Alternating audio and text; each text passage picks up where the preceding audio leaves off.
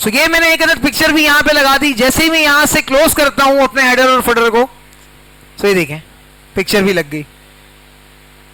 ठीक है, आप चाह रहे हैं भाई सिर्फ एक पिक्चर लगा दें, सिर्फ एक हेडिंग लगा दें, सिर्फ डेट और टाइम लगा दें, सारी चीजें हो सकती हैं यहां पर। ठीक है, ये आपके ऊपर है। हाँ, वीडियो हेडर के अंदर नहीं आ सकती, बाकी चीजें आ जाएंगी। ओके, अब जो है वो बात करते हैं, सॉरी हेडर अभी खत्म नहीं हुआ। यहां हेडर और फुटर के जो ऑप्शंस आ रहे हैं, यहां पे क्लिक करने से आप हेडर और फुटर के स्टाइल्स को चेंज करेंगे। अभी हेडर पे काम कर रहे हैं, सो हेडर का अगर कोई और स्टाइल आपको चाहिए तो आप यहां पे क्लिक करके वो नया वाला स्टाइल ले लेंगे। ये देखिए यहां पे ये स्टाइल आ गया। ठीक है, अच्छा, इसी तरीके से अब मैं थोड़ी देर में फुटर के बारे में बता रहा हूँ। तो फुटर के अंदर जो स्टाइल आएंगे, यहाँ पे क्लिक करेंगे, फुटर के ऊपर वही स्टाइल जो आपको अप्लाई करने वो यहाँ से आ जाएंगे। ठीक है, उसके बाद आएंगे पेज नंबर। अब इसी हेडर पे आपको पेज नंबर देने हैं, सो आप यहाँ से दे सकते हैं। पेज नंबर पे क्लिक करें, टॉप ऑफ पेज नंबर यहाँ पर देना है, दरमियान में देना है, या फिर on the right side of the text या ऑफ द हेडर आपको देना है, तो आप इसको क्लिक करेंगे। ठीक है, और अगर आप चाह रहे हैं कि भाई इस तरीके से लिखा हुआ है पेज 1 ऑफ 1 या पेज 1 या फिर पेज 1 ऑफ 1, इस तरीके से किसी भी फॉर्मेट के मुताबिक, सो आप उसको जैसे सेलेक्ट करेंगे वैसे ही आपको बिल्कुल यहाँ पर हेडर जो है वो पेज नंबर प्रोवाइड करके दे देगा। ये देखो ऑटोमेटिकली इसने वही पेज के नंबर्स दिए हैं जो बनते हैं। पहला पेज चूंकि मेरे पास कवर का था तो कवर पेज पे इसने अप्लाई नहीं किया, इसने नीचे वाले पेज से अप्लाई किया। 1 टोटल कितने हैं 8, number 2 total 8, number 3 total page 8। तो ये एक छोटा सा पेज नंबर का नमूना मैंने आपको करके बताया कि हेडर के अंदर किस तरीके से लग सकता है। यही काम मैं फुटर के अंदर करना चाहूं, फुटर के अंदर अगर मैं पेज नंबर को अप्लाई करना चाहूं तो क्या हो सकता है? फुटर के अंदर पेज नंबर जो कह रहे हैं हो सकता है वो हाथ खड़ा करें। बड़े थके हुए हाथ हैं। जो कह रहे हैं नहीं हो सकता,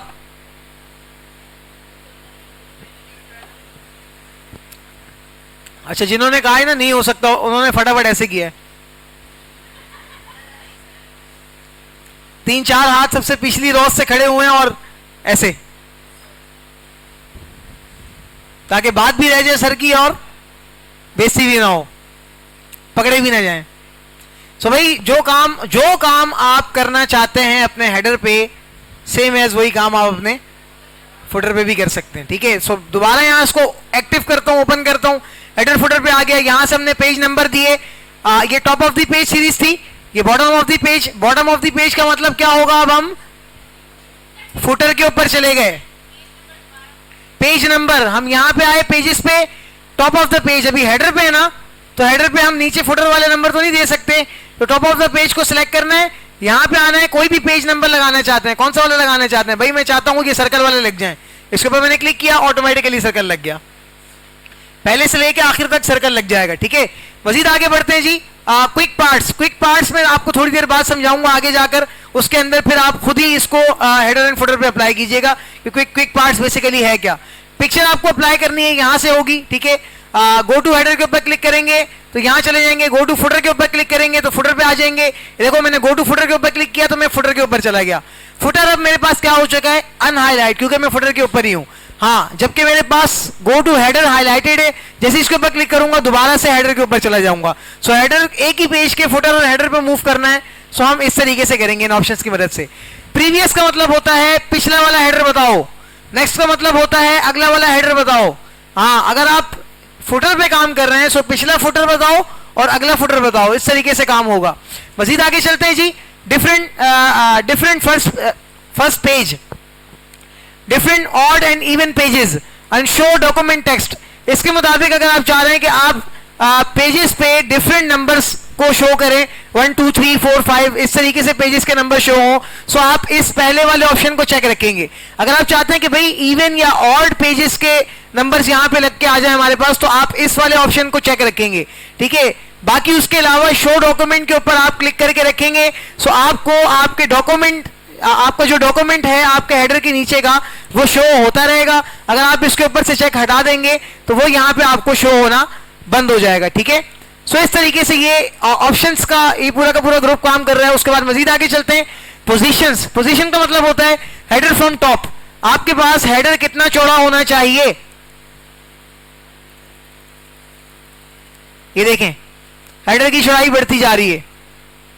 इसी तरीके से नीचे वाले पैरामीटर पे क्लिक करेंगे तो आपकी हेडर की चौड़ाई कम होती जाएगी, ठीक है। या फिर जहां से आप टेक्स्ट को टाइप करेंगे बेसिकली वो टेक्स्ट आपका हेडर के एरिया में ऊपर नीचे होता जाएगा। अच्छा, ये तो हेडर का था। अब ये फुटर फ्रॉम बॉटम साइड, अब ये फुटर पे अगर आप हैं, मैं यहाँ फुटर पे चला जाता हूं और यहां आने के बाद इसको छेड़ता हूं। So now you can see that footer पे मेरे पास मेरा टेक्स्ट कहां होना चाहिए, ये वाला पैरामीटर यहां पे ये चीज डिफाइन करता है। अच्छा, ये सारे के सारे बेसिकली हेडर फुटर के ऑप्शंस हैं और ये काम अगर आप कर लें तो उसके बाद क्लोज के ऊपर क्लिक कीजिएगा, आपके हेडर और फुटर यहाँ पे बंद हो जाएंगे, क्लोज हो जाएंगे। दोबारा से इसको ऑन करना है तो आप यहाँ पे आए, हेडर सेक्शन के ऊपर डबल क्लिक मारें या फुटर सेक्शन के ऊपर डबल क्लिक मारें, आपका हेडर या फुटर ऑन या ऑफ हो जाएगा। ऑफ करना है तो यहाँ पे ओरिजिनल डॉक्यूमेंट पे जाके हेडर फुटर के बाहर वाले सेक्शन के अंदर 2 क्लिक मारें घुमा के, सो आपका हेडर या फुटर वहां पे भी ऑफ हो जाएगा। सो हेडर और फुटर की कहानी समझ आई, इस तरीके से लगेंगे। दोबारा आते हैं इंसर्ट टैब के अंदर, कमेंट देखे, हेडर फुटर देख लिए, पेज नंबर यहां से बगैर हेडर फुटर लगाए भी आप पेज नंबर लगा सकते हैं, ठीक है। किस तरीके से लगाना है, जस्ट यहां पे आना है, सिलेक्ट करना है, सिलेक्ट करने के बाद ओके के बटन पे क्लिक करना है, आपका पेज नंबर लग जाएगा। मैंने यहां पे क्लिक किया, ऑटोमेटिकली देखो पेज नंबर यहां पे लगा के दे दिया इसने। हाँ, अब दूसरी बात ये कि इसी पेज नंबर को आप करना चाहते हैं एडिट, तो भाई ये पेज नंबर ऐसा ना हो दूसरा हो तो आप यहीं से आके दोबारा कोई नया डिजाइन सेलेक्ट करके उसको क्लिक करेंगे, वो वाला अप्लाई हो जाएगा। अदरवाइज अगर आप पेज नंबर हटाना चाहते हैं तो आप रिमूव पेज नंबर के ऊपर क्लिक करेंगे, आपके जो पेज नंबर्स हैं वो यहाँ पर रिमूव हो जाएंगे, ठीक है। उसके बाद आगे चलते हैं टेक्स्ट बॉक्स। टेक्स्ट बॉक्स क्या करेगा ये देख लेते हैं। मैं नीचे आ गया और यहाँ पे आने के बाद एक अलग टेक्स्ट बॉक्स बनाता हूँ, इसको मैंने क्लिक किया, पहले से बने हुए टेक्स्ट बॉक्सेस आ रहे हैं। कौन सा वाला चाहिए इनमें से, भाई मुझे चाहिए ये वाला। मैंने इसके ऊपर क्लिक किया, ये एक अदर टेक्स्ट बॉक्स मेरे पास यहाँ पे आ गया, ठीक है। इस टेक्स्ट बॉक्स के अंदर मैं जो चाहूँ वो लिख सकता हूँ। सबसे पहले तो ऊपर टाइटल है, टाइटल मैंने दे दिया, ठीक है। उसके बाद ये मेरे पास मजीद डेटा है, मैंने यहाँ पे भी डेटा दे दिया। फॉर्मूला अप्लाई होगा, वो तो एमएस वर्ड था, ये तो टेक्स्ट बॉक्स है। फॉर्मूला अप्लाई होगा, होगा होगा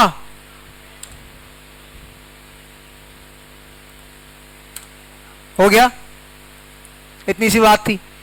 सो भाई ये आपका टेक्स्ट बॉक्स से बना बनाया पहले से। इसके ऊपर जैसे ही क्लिक करोगे शेप का एक पूरा का पूरा टैब, पूरा का पूरा फॉर्मेट खुल के आ जाएगा, ठीक है। इसके अंदर अगर आप चाह रहे हो कि आप अपने टेक्स्ट बॉक्स की साइजेस को चेंज कर दो या शेप को चेंज कर दो तो आप किसी भी एक शेप को सिलेक्ट कर सकते हैं, ठीक है। अगले ऑप्शन में आता है टेक्स्ट बॉक्स। इसको क्लिक करने से एक आपके पास एक अदद इस तरीके से कर्सर आ जाएगा प्लस के फॉर्म में, और ये एक और टेक्स्ट बॉक्स को ड्रॉ करने में मदद करेगा आपकी, ठीक है। मजीद आगे चलते हैं। इस टेक्स्ट बॉक्स के ऊपर आपने क्लिक किया हुआ फिल की सिलेक्टेड है और आप चाह रहे हैं कि भाई ये टेक्स्ट बॉक्स मेरे पास आ जाए इस फॉर्म में, तो आप जैसे इसके ऊपर क्लिक करेंगे ये देखें इस फॉर्म में चेंज होके आ जाएगा। अगर आप इसको क्लिक करते हैं तो ये ऐसे होके आ जाएगा। शेप फिल, इसके अंदर कौन सा कलर होना चाहिए, बेसिकली वो कलर आप क्या रखना चाहते हैं, भाई मैंने ये कलर रख दिया, ये आ गया। नीचे आते हैं आउटलाइन। आउटलाइन क्या होनी चाहिए इस टेक्स्ट बॉक्स की, आउटलाइन होनी चाहिए येलो। येलो के ऊपर क्लिक किया, येलो आउटलाइन बनके यहां पर मेरे पास आ जाएगी, ठीक है। मजीद आगे चलते हैं शेप इफेक्ट। शेप के इफेक्ट्स कैसे होने चाहिए आपके पास, ग्लो करने चाहिए, सॉफ्ट एजेस हो, क्या क्या हो। भाई मैंने कहा यार इनको ग्लो करवा दो येलो कलर से। मैंने यहाँ के इसके ऊपर क्लिक किया, मेरे टेक्स्ट बॉक्स को इसने ग्लो भी कर दिया। इसके बाद मजीद आगे जाते हैं क्विक स्टाइल्स। क्विक स्टाइल का मतलब है कि आपके टेक्स्ट बॉक्स के अंदर जो लिखा हुआ है उसका स्टाइल कैसा होना चाहिए टेक्स्ट का, वो यहाँ पे आके आप क्लिक करेंगे तो उसका स्टाइल भी वैसे ही हो जाएगा। ये मजीद ऑप्शन है, इसको एक्सप्लोर कीजिएगा। टेक्स्ट डायरेक्शन हमने देखी भी क्या होती है, टेक्स्ट की डायरेक्शन को चेंज कर देगा। अलाइन टेक्स्ट कहाँ रखना है, ऊपर नीचे साइड पे इधर उधर, यहाँ से कर देगा। मजीद आगे जाते हैं पोजीशन। पोजीशन का मतलब है इसके अंदर अगर कोई पिक्चर भी पड़ी हुई है इस टेक्स्ट बॉक्स के अंदर तो वो पिक्चर कहाँ होनी चाहिए यहाँ से बताएगा। टेक्स्ट रैपिंग, टेक्स्ट रैपिंग का मतलब फिर वही पिक्चर पड़ी हुई है, कोई ऑब्जेक्ट बना हुआ है, सो उसके साथ टेक्स्ट की अलाइनमेंट किस तरफ होनी चाहिए वो ये ऑप्शन बताएगा। ब्रिंग फॉरवर्ड बता देता हूं भाई, ब्रिंग फॉरवर्ड यहां से मैं आया, शेप्स को मैंने सेलेक्ट किया, ओवल उसको बना लिया, ठीक है, ओवल शेप को सिलेक्ट कर लिया, ठीक है। नीचे चला जाता हूं और यहां पे मैं कुछ टाइप कर देता हूं, शेप में आता हूं, ब्रिंग फॉरवर्ड, क्या हुआ, पीछे वाला जो एक्टिव टेक्स्ट बॉक्स था वो सामने आ गया, ठीक है।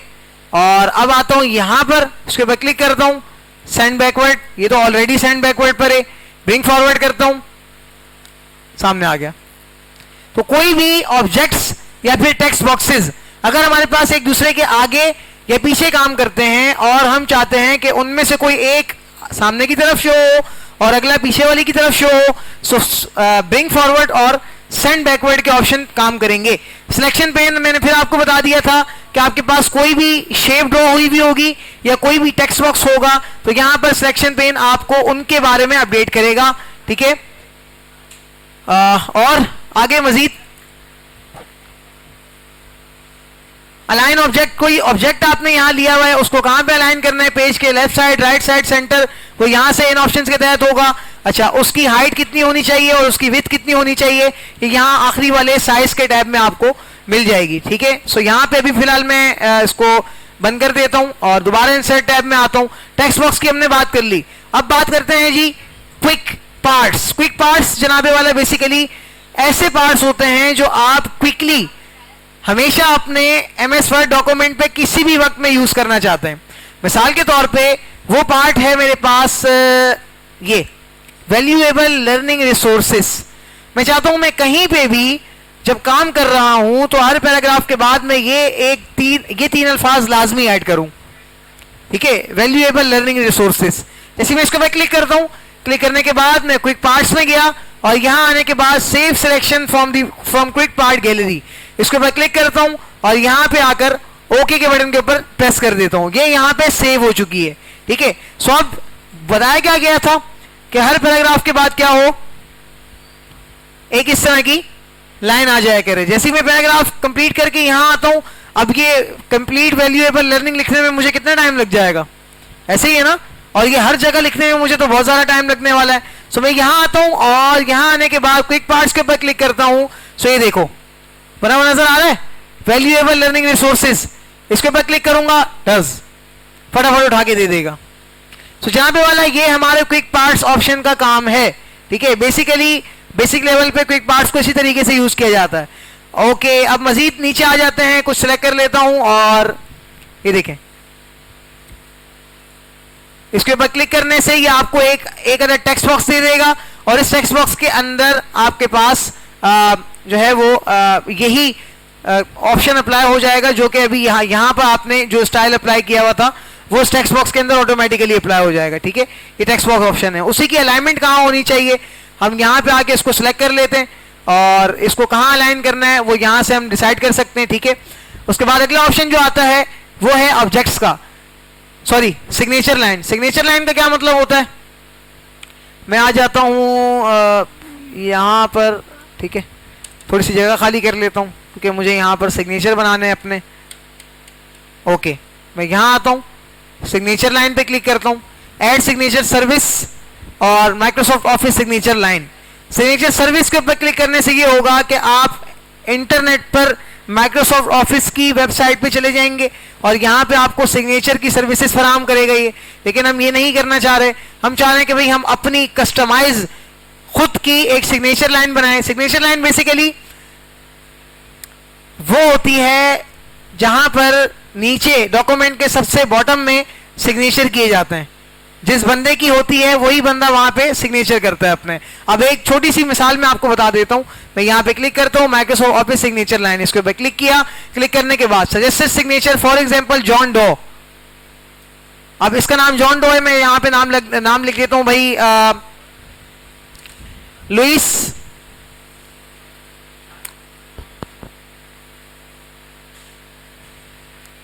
लुइस वेन, ये इनका नाम है। और सजेस्टेड सिग्नेचर टाइटल बेसिकली ये है क्या, ये है हमारी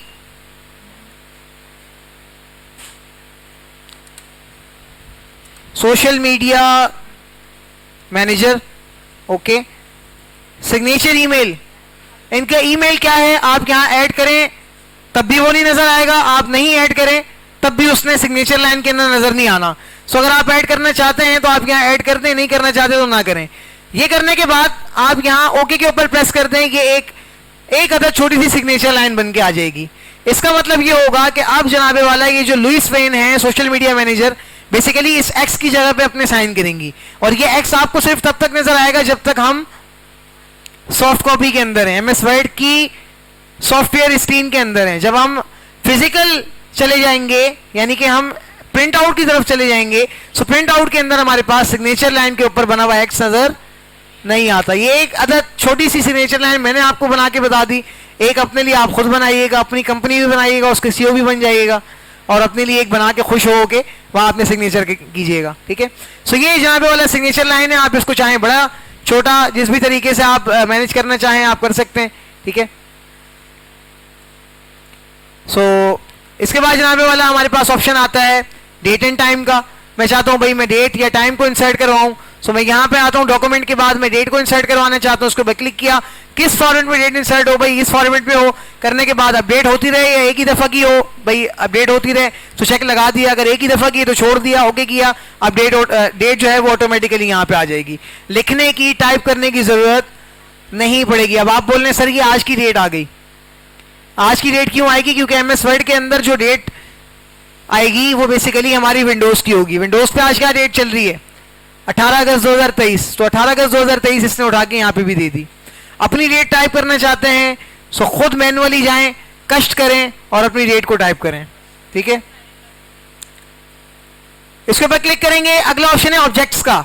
ऑब्जेक्ट का मतलब है कि किसी एमएस वर्ड की फाइल के अंदर कोई आउटसोर्स फाइल को ओपन करवाना। ठीक है, अब आउटसोर्स फाइल का मतलब है कि मैं इसके अंदर एक ओपन करवाना चाहता हूं एक्सेल की बाइनरी वर्कशीट, ठीक है, या एक्सेल का चार्ट। तो मैंने यहां क्लिक किया, क्लिक करने के बाद ओके किया, सो ये ऑब्जेक्ट एक्सेल का एक एक्सटर्नल चार्ट मेरी इस स्क्रीन के अंदर ओपन करवा के दे देगा। हूं मैं एमएस वर्ड के अंदर ही बेसिकली, लेकिन अब चूंकि मैंने खुद इसको कहा है कि ऑब्जेक्ट की मदद से मुझे एक्सेल का चार्ट ओपन करके दो, सो इसने मुझे एक अलग चार्ट ओपन करके दिया। तो ये देखो चार्ट के अंदर ये सारा का सारा डेटा हमारा एमएस वर्ड का अभी भी शो कर रहा है, और चार्ट ये रहा, ये आ रहा है। ठीक है, सो इस तरीके से जनाबे वाला हम यहाँ पर एमएस वर्ड के अंदर कोई भी ऑब्जेक्ट अलग से ओपन कर सकते हैं। फिलहाल के लिए मैं इसको डिलीट कर देता हूं। दोबारा यहां आते हैं ऑब्जेक्ट्स में, और अगला ऑप्शन है text from file. Control A, delete. पूरा का पूरा जितना भी मेरे पास था मेरा डॉक्यूमेंट वो सारा का सारा मैंने कर दिया साफ, ऐसे ही है। और इसमें सिर्फ कर देता हूं मैं अपना नाम। ठीक है, ये मेरा नाम आ गया, कंट्रोल एस करके सेव कर दिया, और अब नीचे आ जाता हूं और एक ऐसी फाइल ढूंढता हूं जहां पे कुछ डेटा पहले से अवेलेबल है। वो फाइल कहां पर है भाई, इसको क्लोज कर देता हूं। ये रही ENG1 इंग्लिश 1। इस फाइल को अब मैं आपको बताता हूं टेक्स्ट फ्रॉम फाइल क्या करने वाला है। मेरी अपनी फाइल ओपन है ना, ये रही, सारा डेटा मैंने उड़ा दिया और एक चीज मैंने लिख दी याद दहानी के लिए। इसको मैं नीचे कर देता हूं जी।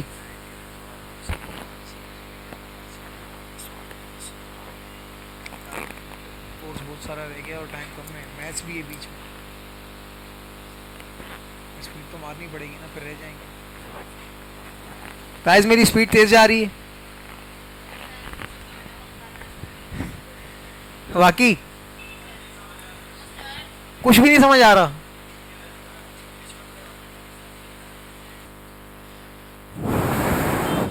ओके,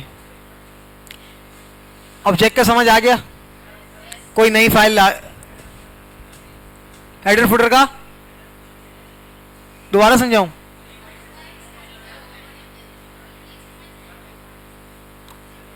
हेडर फुटर से समझाऊं? अच्छा एक मिनट। हेडर फुटर वाले कितने हैंड रेस करें?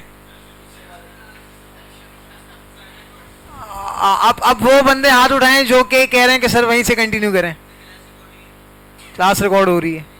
क्लास रिकॉर्ड हो रही है तो वहीं से कंटिन्यू हो रहा है, आप सब घर जाइएगा, ये अपलोड हो जाएगा, इसको देखिएगा। आई नो डेट मेरी आवाज़ थोड़ी सी ज़रा चुभन वाली होती है उस क्लास के अंदर, लेकिन एडजस्ट कर लेना। ये माइक ऐसा है, वरना मेरी आवाज़ बड़ी मीठी है, ठीक है, सॉरी। आगे चलते हैं भाई। ऑब्जेक्ट के अंदर यहाँ पे ऑब्जेक्ट का तो हमें समझ आ गया कि कोई एक्सटर्नल सोर्स यहाँ पे हमारे पास ऐड हो रही है एमएस वर्ड के अंदर।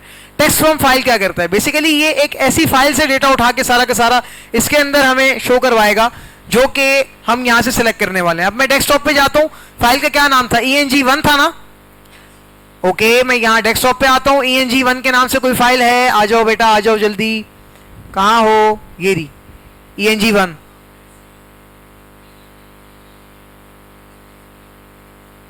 ये रही। जैसे मैंने इसके ऊपर क्लिक किया, मुझे नहीं पता इसके अंदर क्या क्या डेटा है अब, लेकिन होगा ये जादुई तौर पे वो सारा डेटा उठ के इसके अंदर आ जाएगा, ठीक है। अब ये देखो काम की चीज थी, इस वजह से मैं बता रहा हूँ।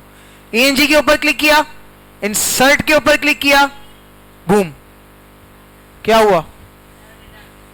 उसका सारा डेटा ऑटोमेटिकली उसको खोले बजाय कॉपी किए बजाय यहाँ आ गया, है ना? टाइट ऑप्शन, चेस का ऑप्शन है। सो इसको अप्लाई करना, मैं आगे चेक करूंगा फिर। सो इसके बाद जनाब वाला हमारे पास दो मजीद ऑप्शंस रह गए। Let me explain and finish it. खत्म हो जाएगा हमारा इंसर्ट, उसके बाद फिर मैं खुद पीछे आ जाऊंगा। कोई क्यूरी हुई इसके हवाले से तो मुझे बताना, मैं गाइड करता रहूंगा, बताता रहूंगा। कोई चीज़ रह गई आपसे तो फिर मैं बता दूंगा। इक्वेशन के अंदर आएगा जनाब वाला सबसे पहले कि मैं अगर कोई इक्वेशन टाइप करना चाहता हूँ, सो मैं यहाँ आऊँगा इक्वेशन के ऊपर, और कोई भी एक इक्वेशन इनमें से मेरे मतलब की अगर हुई, मैं चाहता हूँ भाई मैं सिंपल ये वाली इक्वेशन टाइप करूँ, सो मैं इसके ऊपर क्लिक करता हूँ, ये इक्वेशन मेरे पास यहाँ बन के आ जाएगी। अच्छा, इसको मैं ज़रा जूम इन कर लेता हूँ, और b की जगह यहाँ पे मुझे यूज़ करना है y को, मैं इसको y कर देता हूँ, -y, ठीक है। और b स्क्वायर था, स्क्वायर की जगह मैं कर देता हूँ जी क्यूब, ठीक है। मजीद आगे चले जाता हूँ, 4ac, ac के बजाय मैं कर देता हूँ x, नीचे आता हूँ 2a, ठीक है। मेरी इक्वेशन तैयार हो गई ये। सो इस तरीके से जनाबे वाला एमएस वर्ड में मैथमेटिकल इक्वेशंस तैयार हो रही हैं। अब आपकी जो इक्वेशन है, आपको ऐसा लगता है कि भाई वो सारी की सारी इक्वेशन इस फॉर्मेट के अंदर ही मैं कवर कर सकता हूं, ठीक है। ये जो फॉर्मेट्स टेम्पलेट्स अवेलेबल हैं इक्वेशंस के, अगर आप नहीं चाह रहे कि ये इसके अंदर से हो, तो फिर आप अपनी एक न्यू इक्वेशन टाइप करेंगे। मोर इक्वेशन फ्रॉम office.com का मतलब सीधा सीधा इंटरनेट पे चले जाने वाली बात है। नीचे इंसर्ट न्यू इक्वेशन के ऊपर क्लिक करेंगे, सो आपके पास इक्वेशन का एक बॉक्स आ जाएगा, और इस बॉक्स के अंदर आप यहाँ पे इक्वेशन टाइप करेंगे। इक्वेशन आप कोई भी टाइप कर सकते हैं, ठीक है। आपके पास बहुत सारे ऑप्शंस हैं, ये पूरी की पूरी जो है ना आपके पास आ रही है रेंज सिंबल्स की, आप यहाँ से इस्तेमाल करेंगे उनको। फ्रैक्शन के रिगार्डिंग आप कोई काम कर रहे हैं तो आप यहाँ से करेंगे, ठीक है। इस तरह का फ्रैक्शन रखना है, इस तरह का रखना है, इस तरह का रखना है, जिस तरीके का भी फ्रैक्शन रखना चाहते हैं वो यहाँ से कर सकते हैं, ठीक है। स्क्रिप्ट का काम हो, रेडिकल का,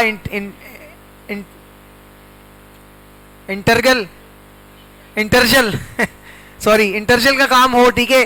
large operator, bracket, function, accent, कोई भी काम, कोई भी इक्वेशन आपने बेसिकली टाइप करनी हो, सो आप यहाँ से कर सकते हैं। अव्वल मैं तो इतना अच्छा नहीं हूँ मैथ्स के अंदर, और ना ही मुझे शौक है मैथ्स का। सो ये मैथ्स के जो टीचर हैं बेसिकली वो शौक से इक्वेशंस के बारे में आपको गाइड कर देंगे, या फिर आप खुद अगर मैथ के टीचर हैं, आपको मैथ अच्छी लगती है, तो फिर ये चीज़ें आपको ज़्यादा अच्छे तरीके से समझ आएंगी। अलबत्ता एमएस वर्ड बनाने वालों ने कोई कसर नहीं छोड़ी मैथ्स के किसी भी एक फंक्शन को यहाँ ना रखने में, ठीक है। हर चीज़ आपको यहाँ अवेलेबल मिलेगी, आप यहाँ से चाहें इवन के आप मैट्रिक्स पे भी काम कर सकते हैं। कितने बड़े बड़े सवाल होते हैं मैट्रिक्स के, तो यहाँ से आप मैट्रिक्स को भी बना सकते हैं, ठीक है। सो इसके बाद जी आगे चलते हैं। होम के अंदर आए दोबारा, सॉरी इंसर्ट के अंदर सिंबल के अंदर यहाँ पे मेरे पास बहुत सारे सिंबल्स आ जाते हैं। मोर के ऊपर क्लिक करने से तमाम वो सिंबल्स भी आएंगे जो कि मेरे पास नहीं भी आते थे, ठीक है। मैं चाहता हूं कि भाई मैं ये वाला सिंबल ऐड कर दूं, मैं यहाँ इसके ऊपर क्लिक करूंगा, इंसर्ट के ऊपर क्लिक करूंगा, उस पर्टिकुलर जगह पे अभी मेरा कर्सर यहाँ पे था, देखो मैंने इसके ऊपर सिलेक्ट किया, आगे चला गया, ये देखो विंडोज का एक सिंबल यहाँ पे ऐड होके आ गया। अच्छा, हम चाह रहे हैं कि भाई हमारे पास मजीद सिंबल आए ना, ये तो बहुत कम लग रहे हैं हमें, यानी इससे ज़्यादा कोई सिंबल्स हो हमारे पास। तो फिर मैं क्या करता हूँ, यहाँ पे क्लिक करके मजीद सिंबल्स की तरफ चले जाते हैं। सॉरी गिरे, ये देखो इसके अलग सिंबल्स हैं, इस वाले के अलग सिंबल्स आ रहे हैं। सो इनमें से आपके काम के रिगार्डिंग कोई भी सिंबल जो आपको पसंद आ रहा है कि भाई मैं ये सिंबल यूज करूंगा या ये सिंबल यूज करूंगी, तो फिर आप बेसिकली यहां से ले सकते हैं। मैं यहां ऊपर चला जाता हूं और एक सिंबल उठा लेता हूं भाई, एजेंसी के एफबी।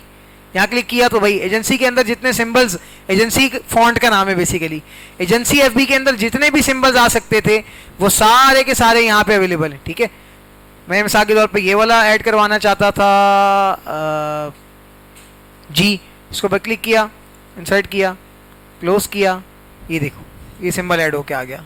ठीक है, नॉर्मली आप कीबोर्ड से इस तरह का जी टाइप नहीं कर सकते, या फिर आपको उसका फॉन्ट चेंज करना पड़ेगा। अगर ऑटोमेटिकली आप सिंबल टाइप करना चाहते हैं तो यहां से कर सकते हैं। अच्छा, एक सिंबल मैं आपसे पूछना चाह रहा हूं कि भाई मुझे ट्रेडमार्क का सिंबल मिले। ट्रेडमार्क का सिंबल क्या होता है?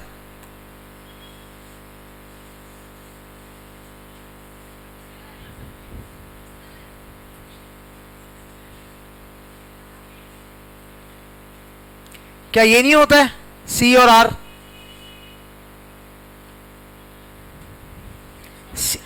सी किसका होता है? चलो कॉपीराइट का लगा दे तुम, ये देखो अब समझ आ गई। तो इस तरीके से कोई भी सिंबल ऐड करना हो ऐड कर लेना और जाओ। मच एक्सटेंडेड 5 मिनट का ब्रेक है तुम्हारे लिए।